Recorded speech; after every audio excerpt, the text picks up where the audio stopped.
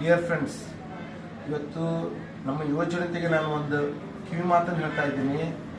ಇದು ನಿನ್ನೆ ದಿವಸ ಗಣಪತಿ ಹಬ್ಬದ ವಿಸರ್ಜನಾ ಸಂದರ್ಭದಲ್ಲಿ ಈ ಕೆರೂರಿನ ಯುವಕ ಆ ಡಿಜೆ ಸೌಂಡಿನ ಮುಂದ್ಗಡೆ, ಆ ಸೌಂಡ್ ಬಾಕ್ಸ್ ಮುಂದ್ಗಡೆ ಹೋಗಿ ನಿಂತುಕೊಂಡಿದ್ದಾನೆ. ಕೇವಲ ಒಂದು 15-20 ನಿಮಿಷ ನಿಂತುಕೊಂಡಿದ್ದಾನೆ.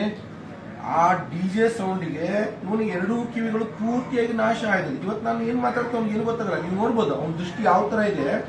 ಈ ವ್ಯಕ್ತಿಯ ಕಿವಿಗಳು ಎರಡೂ ಹೋಗಿದ್ದೇವೆ. ಅದಕ್ಕೆ ನಾನು ನಿಮ್ಗೆಲ್ಲ ಹೇಳ್ತಾ ಇರೋದು ಏನಪ್ಪಾ ಒಂದು ಕಿವಿ ಮಾತಂದ್ರೆ, ನಾವೆಲ್ಲ ಡಿಜೆ ಸೌಂಡ್ ಮುಂದೆ ನಿಂತುಕೊಂಡು ಹುಚ್ಚೆದ್ದು ಕುಣಿತೀವಿ. ಆ ಧ್ವನಿಯ ಪೊಲ್ಯೂಷನ್ ಅನ್ನ ಲೆಕ್ಕ ಹಾಕುವುದಿಲ್ಲ. ಇದು ಈ ಯುವಕರ ಮೇಲೆ ಆದಂತ ಒಂದು ಪರಿಣಾಮ.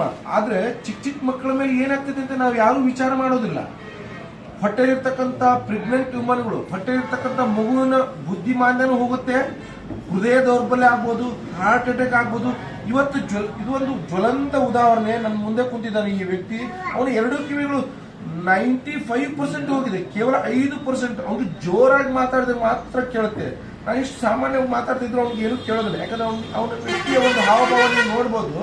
ಆ ವ್ಯಕ್ತಿಯ ಪೂರ್ತಿಯಾದಂಥ ಕಿವಿಗಳು ನಾಶವಾಗಿದೆ. ಅದಕ್ಕೆ ನಾನು ನಿಮ್ಮಲ್ಲಿ ಒಂದು ವಿನಂತಿ ಏನ್ ಮಾಡ್ಕೋತೀನಿ ಅಂತಂದ್ರೆ, ಈ ತರ ಹೆಚ್ಚೆಚ್ಚಾಗಿ ಡಿಜೆ ಸೌಂಡ್ ಅನ್ನು ಹಚ್ಕೊಂಡು ನಾಟ್ ಓನ್ಲಿ ಗಣಪತಿ ಹಬ್ಬದಲ್ಲಿ ಮಾತ್ರ ಅಲ್ಲ, ನಾವು ಉಳಿದ ಸಂದರ್ಭದಲ್ಲಿ ದೀಪಾವಳಿ ಇರ್ಬೋದು ಅಥವಾ ನಮ್ಮ ಮದುವೆ ಸಮಾರಂಭದಲ್ಲೂ ಹುಚ್ಚ